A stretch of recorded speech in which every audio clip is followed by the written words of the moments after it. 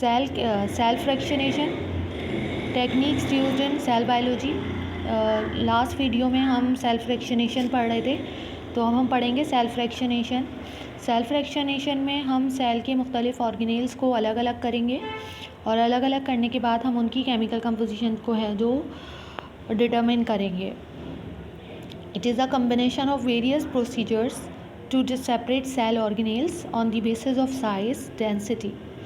ये जो cellular components जो हैं वो डिटरमिन होंगे, वो किस बेस पे अलग अलग होंगे, अपने साइज़ के अकॉर्डिंगली सेल से अलग होंगे। ऐसा नहीं होगा कि हमारी मर्ज़ी के हम न्यूक्लियस को अलग करना चाह रहे हैं तो सबसे पहले हमें न्यूक्लियस ही मिल जाए, या हम सेल वॉल पे हम साइटोप्लाज्म पे काम करने चाह रहे हैं सबसे आखिर में, कि हमारे पास लेबॉर्ट्री के लिहाज से हम सेल वॉल पे सेल साइटोप्लाज्म पे काम करना चाह रहे हैं, लेकिन साइटोप्लाज्म हमें सबसे आखिर में मिले, या हम उसको सबसे पहले हम चाहें कि वो सबसे पहले हमें हासिल हो जाए। लेकिन ये सारे ऑर्गेनेल्स अपने साइज़ के अकॉर्डिंगली और अपनी डेंसिटी के अकॉर्डिंगली जो है वो अलग अलग होंगे। इसमें 2 स्टेप्स होते हैं, एक होती है होमोजेनाइजेशन और एक होती है सेडिमेंटेशन। सेल फ्रैक्शनेशन जो है सेल के मुख्तलिफ पार्टिकल्स को अलग अलग करना, इसके अंदर 2 हेडिंग्स हैं, एक है होमोजेनाइजेशन और एक है सेडिमेंटेशन। होमोजेनाइजेशन में क्या होता है?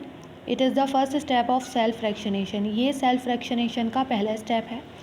Where large number of similar type of cells breaks in an ice cold suitable medium with proper pH and ionic composition. इसमें ये क्या कह रहे हैं कि सबसे पहले हम सेल फ्रैक्शनेशन, सेल के कंपोनेंट्स को अलग करने के लिए हम सबसे पहले वाली हेडिंग होमोजेनाइजेशन को देखेंगे, जिसमें हम एक टाइप के सेल्स लेंगे। ऐसा नहीं होगा कि हमने मुख्तलिफ टाइप के सेल्स ले लिए, हमें एक ही टाइप के सेल्स लेने होंगे और फिर उनको आइस कोल्ड इन्वायरमेंट में रखना होगा। कौन सी इन्वायरमेंट में रखना होगा? जहाँ पे उन्हें प्रॉपर pH हो, कि वो उस pH में काम कर सकें। ऐसा ना हो कि वो आप उनको एसिडिक pH दे दें और वो हाईली एसिडिक नेचर हो या हाईली बेसिक नेचर हो। जिस भी ऑर्गेनेल का वो सूटेबल pH है जिसमें वो काम करना ज़्यादा अच्छी तरह से वो अपने आप को परफॉर्म करता है, पहले टेस्ट कर लेंगे कि pH क्या थी, कहाँ से किस तरह के सेल्स थे और उनकी pH क्या थी, तो फिर उसी मीडियम में उस pH में इसको रखा जाएगा और वो वाली आयोनिक कंपोजिशन दी जाएगी, वो वाले इसके अंदर आयंस को मेंटेन किया जाएगा जिसमें ये लिविंग ऑर्गेनिज्म में सही तौर से काम करता था। ऐसा नहीं है कि बहुत ज़्यादा आपने सोडियम, पोटेशियम, कैल्शियम और बहुत सारी और चीज़ें दे दी। इसके अलावा कह रहे हैं these cells are placed in homogeniser और मोटर एंड पिस्टल। सबसे पहले हम सिमिलर टाइप के सेल्स को आइस कोल्ड इन्वायरमेंट में अलग करेंगे। आइस कोल्ड इन्वायरमेंट ऐसा इन्वायरमेंट जैसे हमने, आप सिंपल कह लें हम ऐसे इन्वायरमेंट में काम करेंगे जहाँ का टेम्परेचर बहुत ज़्यादा हमने टेक्निकली जो है वो कोल्ड किया हुआ होगा, ताकि वो जो सेल्स हैं वो डीनेचर ना हो सकें। आइस कोल्ड इन्वायरमेंट इसलिए भी रख रहे हैं ताकि वो मेटाबॉलिकली अपनी ज़्यादा तेज़ी से अपने केमिकल कंपोजिशन अपनी चेंज ना कर सकें, या उनके अंदर टेम्परेचर की वजह से, बाहर के टेम्परेचर की वजह से कोई डीनेचरिंग या डीनेचर उनके एंजाइम ना हो जाए। तो आइस कोल्ड इन्वायरमेंट में उनको थोड़ा स्लो डाउन किया जाएगा और उस इन्वायरमेंट में रखा जाएगा जो उनके लिए सूटेबल होगी, जैसे pH और आयोनिक कंपोजिशन। फिर उन सेल्स को, अच्छा अब ये क्या कह रहे हैं कि आइस कोल्ड इन्वायरमेंट में हमने ब्रेक्स करना है, उन सेल्स को अलग अलग करना है। अब उन सेल्स को अलग अलग करने के लिए सबसे पहले हमें होमोजेनाइज़र की ज़रूरत है और मोटर की और पिस्टल की। देखें, अगर मैं बात करूँ आपसे कि किसी भी चीज़ को कैसे हम अलग अलग एक दूसरे से करते हैं, तो यहाँ पे ये बात कर रहे हैं, ये होमोजेनाइज़र, ये हमारे पास सिंपल ब्लेंडर है जो हमारे घरों में यूज़ होता है। तो इस होमोजेनाइज़र में आप आइसकूल इन्वायरमेंट मेंटेन करेंगे, इसके अंदर पीएच होनी चाहिए, इसके अंदर मुख्तलिफ आयोनिक कंपोजिशन होनी चाहिए, इसके अंदर ये मुख्तलिफ एंजाइम ऐड करेंगे ताकि मिडिल लैमेला जो है वो डाइजेस्ट हो जाए। जैसे पैक्टिन को अलग करने के लिए पैक्टिएज और सेलुलेज और डिफरेंट टाइप के एंजाइम जो हैं वो ऐड करेंगे ताकि सेल वॉल और मिडिल लैमेला डिज़ोल्व हो, तब जो सेल वॉल है रिजिड है वो डाइजेस्ट होगी, तभी सेल ऑर्गेनेल्स उस बाउंड्री को में से निकल के हम एक मिक्सचर में हासिल कर सकेंगे, वरना सेल के सारे ऑर्गेनेल्स तो बाउंड्री में पैकअप हैं। ऐसा ही है ना, जब सबसे पहले हमें किसी भी जगह पे जब हम जाते हैं तो दरवाज़ा खोलते हैं, तो दरवाज़ा खोलने के लिए हमें सेल वॉल को रप्चर करना पड़ेगा with the help of different enzyme.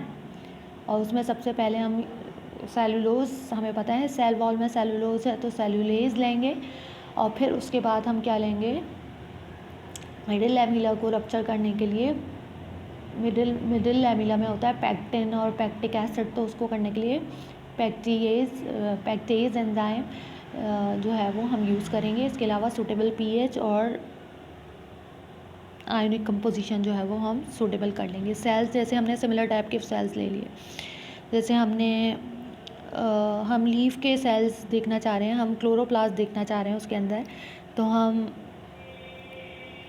ज़्यादातर हम कोशिश करेंगे कि हम मीज़ोफिल्स के सेल्स, एक ही टाइप के सेल्स ले लें और फिर उनको, जैसे लीव है तो सिमिलर टाइप की लीव्स ले लें, सिमिलर टाइप का एक पोर्शन ले लें सारी लीव्स में, और सारी लीव्स में सिमिलर टाइप का पोर्शन लेने के बाद फिर हम उनको ब्रेक ओपन कर लें इस होमोजेनाइज़र या फिर पिस्टल मोटर में। अब इस पिस्टल मोटर में लेने के बाद हम क्या करेंगे, इसको ब्रेक ओपन करेंगे, और ब्रेक ओपन करने के बाद जब ये सारे सेल्स एक दूसरे से अलग अलग हो जाएंगे, तो फिर अलग अलग होने के बाद ये बात आपको समझ में आ गई कि होमोजेनाइजेशन में क्या करना है।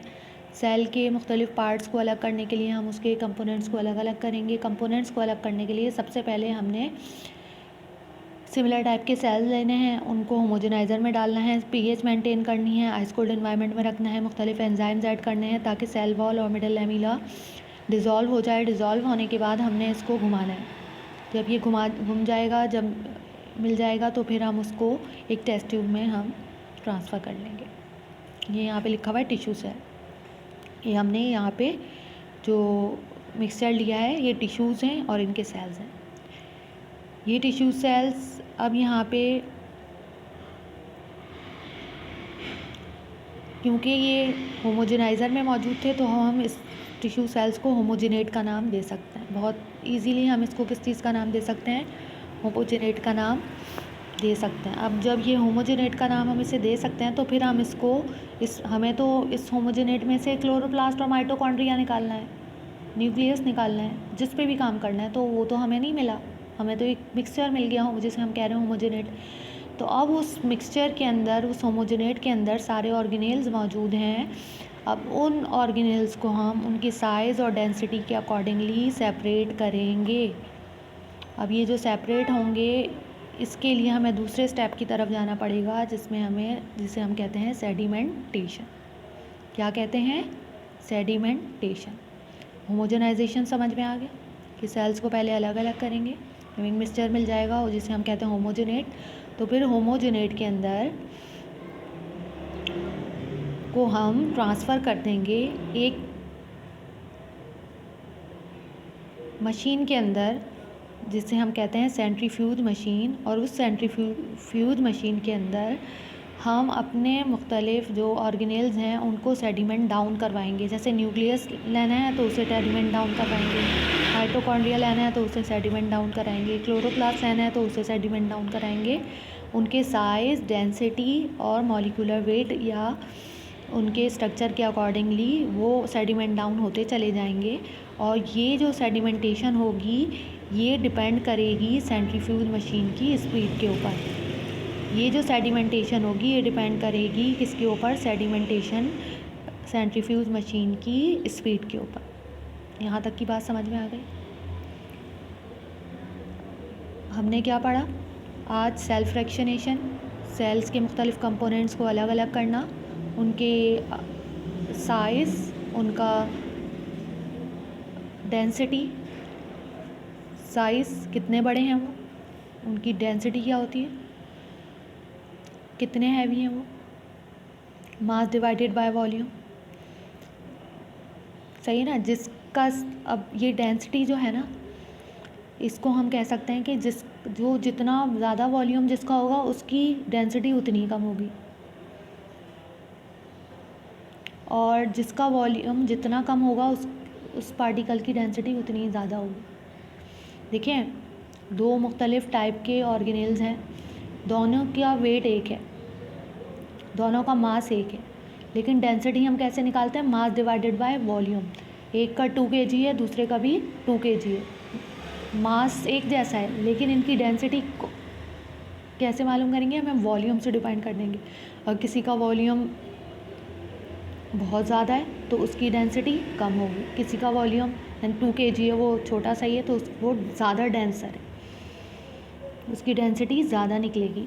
जो वॉल्यूम के लिहाज से कम होगा उसकी डेंसिटी कम होगी, जो वॉल्यूम के लिहाज से ज़्यादा होगा, जिसका वॉल्यूम बड़ा होगा वेट वही सेम होगा, उसकी डेंसिटी कम होगी, और जिसका वॉल्यूम कम होगा डेंसिटी मास इक्वली होगा, उसकी डेंसिटी ज़्यादा होगी। तो यहाँ हमने पढ़ा होमोजेनाइजेशन। ये ब्लेंडर मिक्सचर है, और ये जो सारा प्रोसेस हो रहा है ये सेंट्रीफ्यूगेशन का हो रहा है। इस दूसरे वाले स्टेप से गुजर कर जो हमारे ऑर्गेनेल्स हैं वो मुख्तलिफ़ स्पीड पे, जैसे 800 G है, ये 20,000 G है, 1 लाख G है, 150 लाख G है। तो आखिर सबसे पहले कम स्पीड पे हमारे बड़े पार्टिकल्स अलग हो जाएंगे, और ज़्यादा स्पीड पे हमारे छोटे पार्टिकल जो हैं वो अलग होंगे। सबसे पहले हमें ज़्यादा तेज़ी से घुमाएंगे तो राइबोसोम, और कम स्पीड से गुजारेंगे तो हमें सबसे पहले यहाँ पे आपको नज़र आ रहा है न्यूक्लियस नज़र आ रहा है। अब ये कैसे स्पीड का पार्टिकल साइज़ का आपस में क्या ताल्लुक़ है, ये हम इस वाले हेडिंग में पढ़ेंगे, जिसे हम कह रहे हैं सेडिमेंटेशन। ये सेडिमेंटेशन बहुत ईजी है समझने में, और इसमें आपको कोई भी दिक्कत नहीं होगी। अगर आपने होमोजेनाइजेशन समझ ली है, जिसमें हमने पिस्टन मोटर में सारे पार्टिकल्स अलग कर लिए होमोजेनेट में, अब ये होमोजेनेट हम सेंट्रीफ्यूज मशीन में प्लेस कर देंगे और उनको मुख्तलिफ़ स्पीड से घुमाएंगे। तो अब ये दूसरा जो हमारी हेडिंग है वो है sedimentation. The process of settling down cell organelles on the basis of density and mass by the process of centrifugation is called sedimentation. The process of settling down cell organelles एक ऐसा process जिसमें हम cell organelles को settling down करवाएं उनकी density और उनके मास के अकॉर्डिंगली, या तो हम उनके वज़न के अकॉर्डिंगली, या फिर डेंसिटी का हमने फार्मूला बता दिया, मास डिवाइडेड बाय वॉल्यूम, या फिर हम डेंसिटी के अकॉर्डिंगली नहीं मालूम करना चाह रहे तो बस हम मास के मुताबिक, उनके वज़न के मुताबिक जो है वो हम उनको सेडिमेंट डाउन करवाएंगे। Bye the process of centrifugation is called sedimentation. Smaller the particle, जितना छोटा पार्टिकल होगा, ऑर्गेनेल्स और मॉलिक्यूल्स, कोई भी पार्टिकल, वो पार्टिकल कोई भी ऑर्गेनेल हो सकता है या कोई भी मॉलिक्यूल हो सकता है।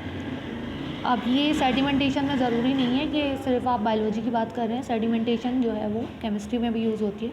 तो इन्होंने मॉलिक्यूल्स का जिक्र भी कर लिया है, ऑर्गेनेल का जिक्र भी कर लिया और पार्टिकल का जिक्र कर लिया। The higher will be the gravitational force required for the separation. Smaller the particle, कह रहे हैं कि जो जितना छोटा पार्टिकल होगा उसको सेडिमेंट डाउन करवाने के लिए उतनी ही ज़्यादा ग्रेविटेशनल फोर्स की ज़रूरत होगी।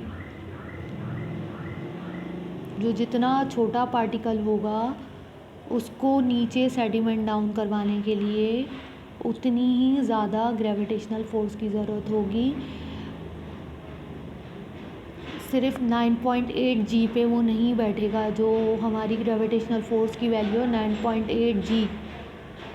9.8 G पे बहुत ज़्यादा छोटे पार्टिकल सेडिमेंट डाउन नहीं होते हैं।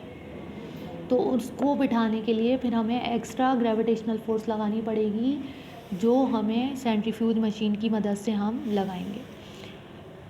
It requires ultra centrifuge instruments.